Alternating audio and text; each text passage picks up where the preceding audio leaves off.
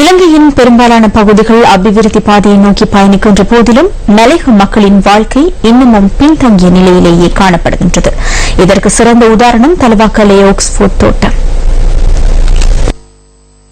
Talawakelle Oxford தோட்டத்தில் வாழும் மக்கள் குடிநீர், போக்குவரத்து வசதி உள்ளிட்ட எவ்வித அடிப்படை வசதிகளும் இன்றி பெரும் கஷ்டத்துக்கு மத்தியில் வாழ்ந்து வருகின்றனர்.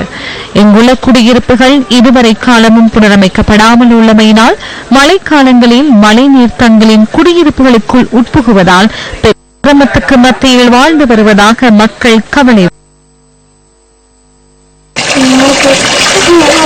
மீட்டிங்க்கு போனா அங்க ரணில் சார் சொன்னாரு, 6 மாதம் சொன்னாரு, திவான் சார் சொன்னாரு சம்பளம் எடுத்துக்காருன்னு சொல்லி இது வரைக்கும் எதுவுமே செய்யல. நாங்க இருக்கிறது ஒரு குடிசை வீட்டுல தான். காலம் ஒன்றும் கட்டி கொடுக்கல, வீடு ஒழுகுது, ரெட்டு வீட்டுல தான் இருக்கிறோம். 200 ரெட்டு வாங்கிட்டு இன்னும் வரைக்கும் போடுறதுனால வேண்டாம் வீடு ஒழுகும்.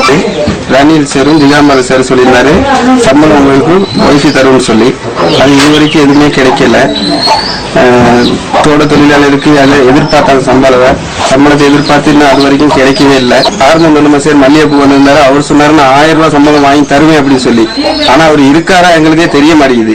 இது வரைக்கும் இந்த தோட்ட தொழிலாளிக்கு ஓட்டு கேட்க மட்டும் வராங்க, நாங்க அதை செஞ்சு தரோம், பகரம் போட்டு தரோம், ரோடு செஞ்சு தரோம். ஆனா இன்னமும் நாங்க அந்த ரெட்டு வீட்டுல தான் வாழ்ந்துகிட்டு இருக்கோம். குடிக்கிறதுக்கு தண்ணி வசதி குறைவு, ரோட்டு வசதி குறைவு. எங்களுக்கு எல்லாருமே செஞ்சுட்டாருன்னு சொல்லி ஒருத்தருமே எங்களை கணக்கு எடுக்கிறாங்கல்ல. தேர்தல் காலத்தில் மாத்திரம் வாக்குகளை கேட்டு வரும் அரசியல்வாதிகள் தேர்தலில் வெற்றி பெற்றதன் பின்னர் வழங்கிய வாக்குறுதிகளை மறந்து விடுவதாகவும் மக்கள் தெரிவிக்கின்றனர்.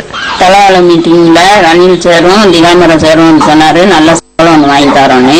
அவரும் இதற்கிய சம்பளத்தை பத்தி எந்த கதையும் காய்க்கலைங்க.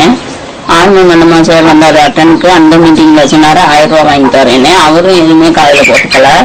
இப்ப நிலைமைக்கு எங்களுக்கு லைஃப்லயும் ஒரு வீடு கட்டி தரேன்னு வீடு வீடா வந்து சொன்னாங்க, எங்களுக்கு ஓட்டு போடுங்க, நாங்க இந்த மாசம் முடிஞ்ச அடுத்த மாசம் நாங்க உங்களுக்கு நிலம் தரோம், வீடு கட்டி தரோம், அந்த பழைய லைஃப்ல இருக்காங்கன்னு சொன்னாங்க. இன்னமும் அந்த பழைய லைஃப்ல தான் நாங்க